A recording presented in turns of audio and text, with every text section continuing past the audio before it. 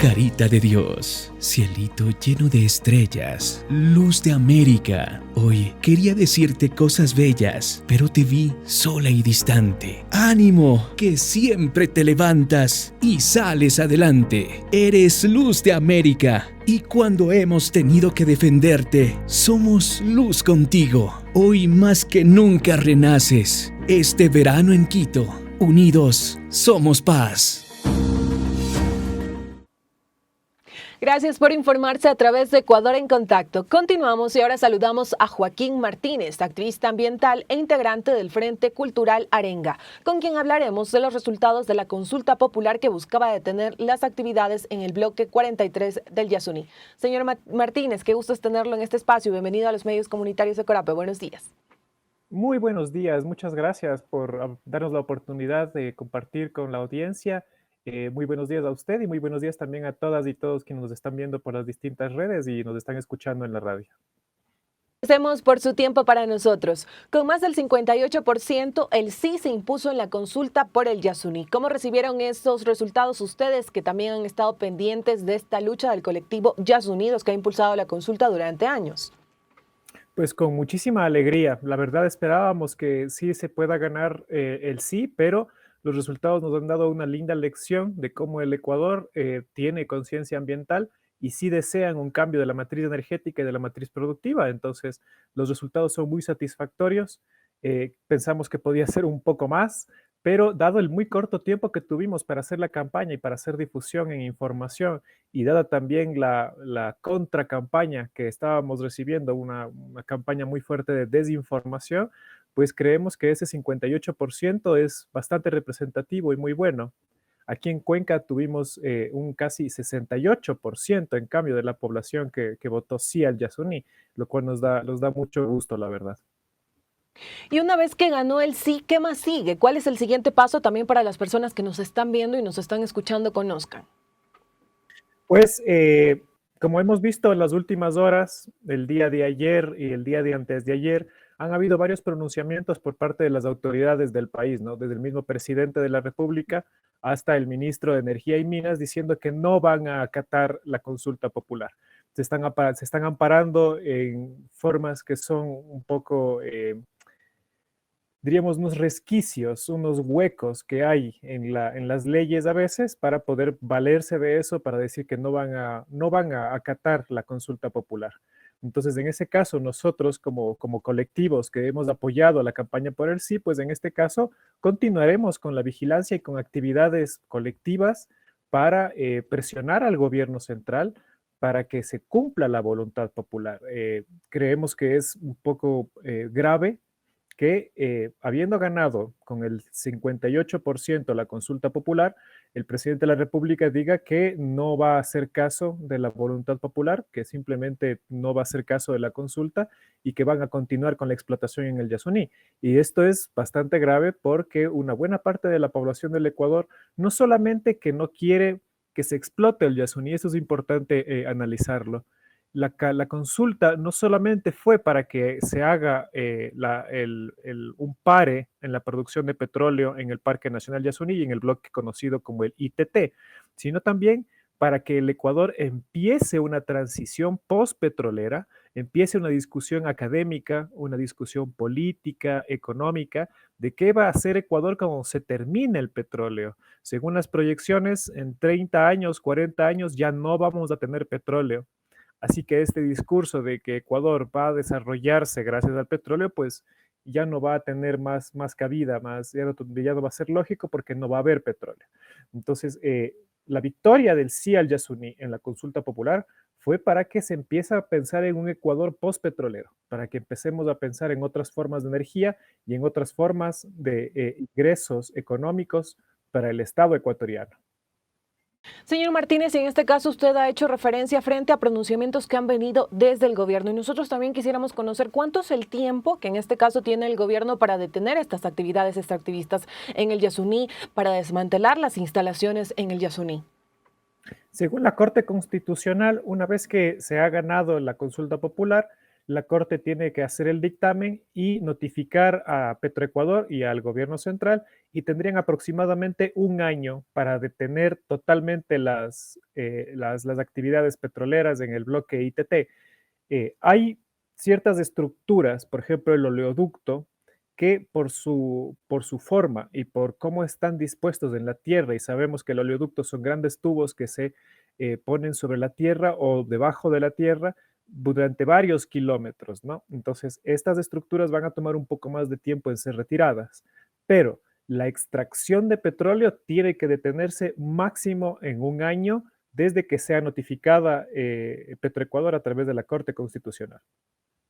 ¿Y qué pasa en este caso si es que, pues bueno, no se cumple esto por parte del gobierno, que usted ha señalado que en este caso ellos pues se rehúsan a seguir este dictamen? Pues como ya hemos visto lastimosamente en estos años, el gobierno central tiene la mala costumbre de no acatar las órdenes judiciales y de pasarse por encima de las órdenes judiciales, ¿no? Ecuador está pasando por una crisis política, jurídica, una crisis económica, una crisis de seguridad, una crisis social bastante fuerte. El Ecuador, si bien es cierto, nosotros ahora estamos festejando por la victoria del sí al Yasuní, que ha sido una lucha de 10 años, de más de 10 años, al mismo tiempo también estamos muy preocupados y preocupadas de la situación que está atravesando el país.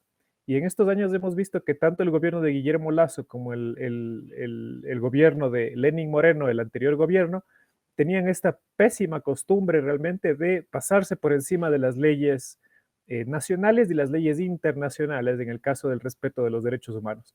Entonces, nos preocupa mucho la posición que tuvo el gobierno central el día de ayer y antes de ayer con estas declaraciones, pero al mismo tiempo no nos sorprende. O sea, para serles muy sincero, nosotros estamos totalmente conscientes de que si ganaba el sí, como ocurrió ahora el domingo, las petroleras, el gobierno central, los políticos que dependen del petróleo, que tienen una tajada por parte del petróleo, que tienen la mano metida en el dinero del petróleo, no iban a permitir que se detenga la explotación del Yasuní. Recordemos que el parque ITT es un parque, es un pozo de los más de 30 que hay en el país. La consulta no es para detener toda la producción de petróleo del país, es únicamente para que se respete un espacio que tiene una biodiversidad única en el planeta y que además es la comunidad, es el espacio donde viven 3 comunidades que están en aislamiento voluntario, que a ellos no se les puede hacer consulta popular.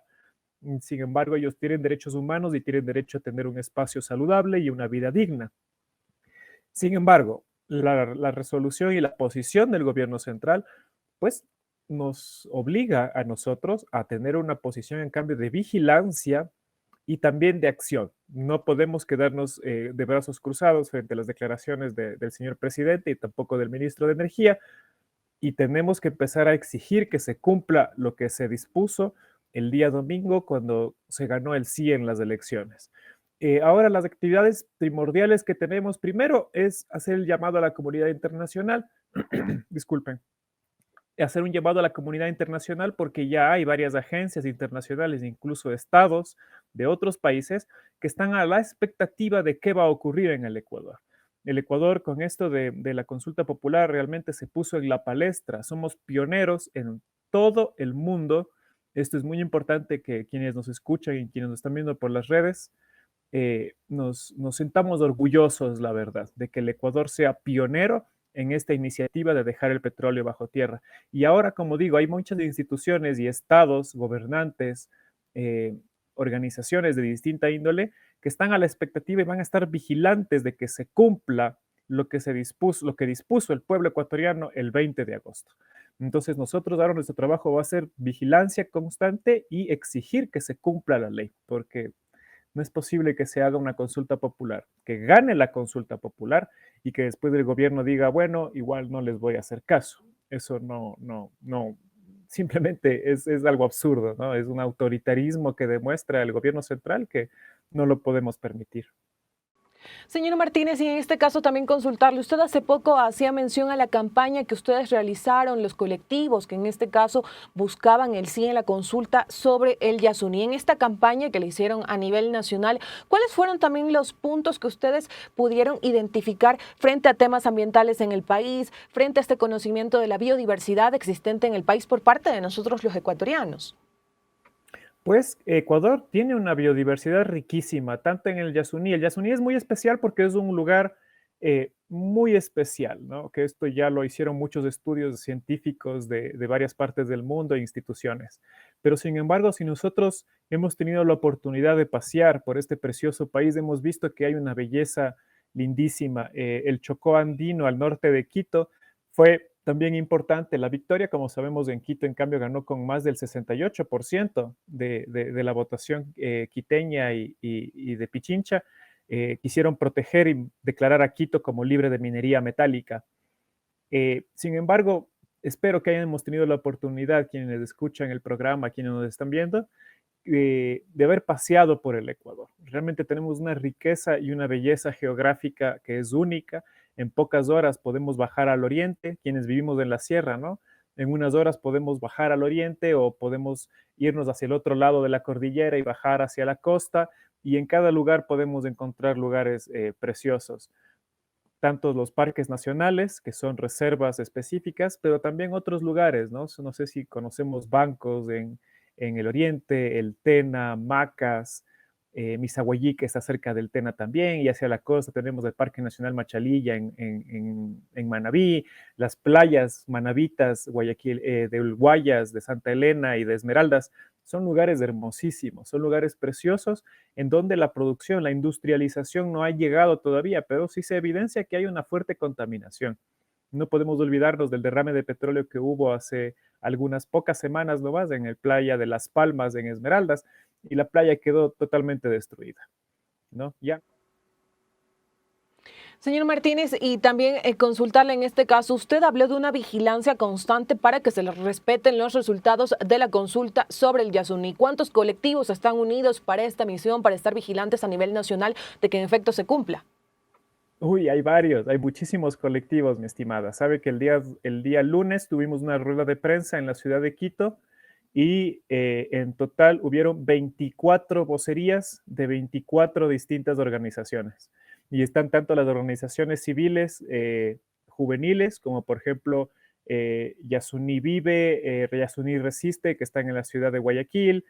Aquí en Cuenca están los Yasunidos Cuenca, también estoy yo con el grupo, con el Frente Cultural Arenga, pero también están los compañeros de Cabildo por el Agua, también hay grupos feministas.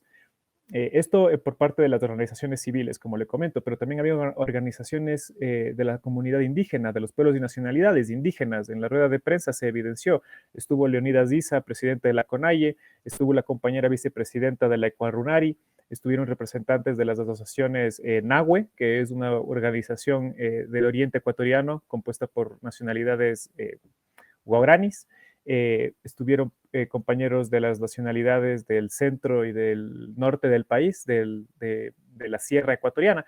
Es decir, solamente en ese día, por la muy rápida organización que tuvimos que hacer y por la convocatoria, que fue el lunes, justo el día después de las elecciones, tuvimos 24 organizaciones distintas en la ciudad de Quito apoyando la rueda de prensa. Y estas son solo las organizaciones que pudimos ir a la ciudad de Quito, ¿no? Pero de ahí hay muchísimas más a nivel nacional que apoyaron en la campaña por el Yasuní y que ahora vamos a apoyar para que el dictamen, lo que se decidió el día domingo 20 de agosto, se lo respete y tiene que aplicarse inmediatamente. Continuamos en este diálogo con Joaquín Martínez, activista ambiental e integrante del Frente Cultural Arenga. Estamos hablando acerca de los resultados de la consulta popular que buscaba detener las actividades petroleras en el bloque 43 del ITT. Y usted hace poco también hizo mención a la transición postpetrolera. ¿Cuáles son esos desafíos en esta materia, en la transición postpetrolera para las nuevas autoridades que vienen en el país y también para cuidar esta biodiversidad que usted también ha señalado es muy amplia en Ecuador? Muchísimas gracias. Esa es una pregunta vital y esa es la pregunta que debemos hacernos todas y todos a nivel nacional, pero con mayor énfasis en las áreas académicas y en las áreas de las autoridades nacionales y las autoridades locales. La transición energética significa que nosotros demos un paso para empezar a cambiar de la producción de los motores de combustión interna o de la producción de la combustión de combustibles fósiles, que se llama, ¿no? Que son todos los derivados del petróleo, hacia formas de energía alternativa y formas de energía renovable. ¿Por qué esta urgencia? Pues hemos visto que el cambio climático y el calentamiento global realmente ya lo tenemos en la puerta de nuestra casa. Ya no es una fantasía que se inventaban los jóvenes ambientalistas hace 30 años, ni tampoco el apocalipsis que describían los científicos igual hace más de 30 años, ¿no? Y que en ese caso no se les hizo caso, no se les escuchó y nosotros continuamos con una forma de producción que es demasiado agresiva para el medio ambiente. Pues ahora vemos que el calentamiento global y el cambio climático nos está afectando a todas y todos en todo el mundo. Esto es muy importante que lo tomemos en cuenta porque durante la campaña se decía que Ecuador no contamina mucho, que el ITT en realidad no contamina casi nada, que no deberíamos dejar de explotar. Pues le recordamos a la audiencia que nos acompañan el día de hoy que lo que ocurre en Europa, lo que ocurre en Asia, lo que ocurre en el África nos afecta a nosotros también y viceversa. Lo que pase en la Amazonía del cono sur de América, en América del Sur, lo que ocurre en la Amazonía impacta también a la gente que está en el África, a la gente que está en Europa, porque es un solo planeta, todos vivimos en un solo planeta y el planeta entero está muy caliente y está cambiando de formas muy drásticas el clima. Entonces, esta transición energética también pasa por una transición económica y es empezar a pensar, empezar a cuestionar si realmente nuestra forma de producción, nuestras formas de sacar recursos, tanto recursos naturales como recursos económicos, realmente es la mejor forma de hacerlo frente a estas nuevas, bueno, no son nuevas, frente a estas amenazas que estamos viviendo ahora, que es el cambio climático y el calentamiento global. Entonces, hacer la transición energética pasa primero por tomar una conciencia de que hay un problema ambiental y de que debemos dejar de quemar tanto combustible fósil y empezar a pensar en otras formas alternativas de energía. La victoria por el sí al Yasuní el día domingo es importantísimo porque es esta justo demostración de que estamos cambiando de conciencia y de que sabemos, aceptamos que tenemos que hacer este cambio porque es imperativo. Si no, nuestros hijos, nuestros nietos no van a tener aire puro para respirar. Pero la transición tampoco es fácil, ¿no? Ahí hay un ataque muy fuerte hacia nosotros, hacia los colectivos, diciendo, ya de acuerdo, entonces, ¿cuál es la alternativa? La alternativa no la tenemos a la mano, hay que irla construyendo colectivamente, porque no solamente pasa por cambiar del petróleo, de tener un carro de combustión a tener un carro eléctrico, ¿no? El cambio es mucho más profundo, hay que cambiar, como decía, las formas sociales de producción de las riquezas, por ejemplo. Hay que ver qué pasa con la pobreza, hay que ver qué pasa con los más ricos del país, si están pagando impuestos, hay que hacer una revisión de toda la economía del país. No es una transición fácil, eso estamos totalmente conscientes y esto nos va a tomar muchos años, pero hay que empezar. Eso es lo importante que quisiera dejar como mensaje a la ciudadanía y es que tenemos que empezar a hacer este cambio. Nos va a costar tiempo, nos va a costar acostumbrarnos a nuevas formas de producción, nuevas formas de movilización, ya no vamos a poder usar tanto nuestros carros y esto durante los próximos años va a agravarse, les comento, porque mientras menos petróleo haya, va a haber menos gasolina y por lo tanto la gasolina se va a poner más cara. Esto no va a ocurrir ahora, ¿no? Por si acaso, tampoco quiero ser alarmista ni causar algún tipo de problema o malentendido, pero va a pasar. O sea, tarde o temprano el petróleo se va a acabar y esto es totalmente innegable. Serán 30, 50 años. No lo sabemos, pero se va a terminar el petróleo. Perfecto. Le agradecemos a nuestro invitado por estos minutos para los medios comunitarios de Corap. Esperamos tenerlo en una próxima oportunidad para continuar hablando de estos temas que son de suma importancia para un país tan diverso como Ecuador. Muchas gracias, señor Joaquín Martínez. Muchísimas gracias a ustedes por el espacio. Que tengan un excelente día. Igualmente también para usted. Amigos y amigas, nos vamos a una pausa. Ya regresamos aquí en los medios comunitarios y en este noticiero Ecuador en Contacto. Carita de Dios, cielito lleno de estrellas, luz de América. Hoy quería decirte cosas bellas, pero te vi sola y distante. ¡Ánimo! Que siempre te levantas y sales adelante. Eres luz de América. Y cuando hemos tenido que defenderte, somos luz contigo. Hoy más que nunca renaces. Este verano en Quito, unidos somos paz.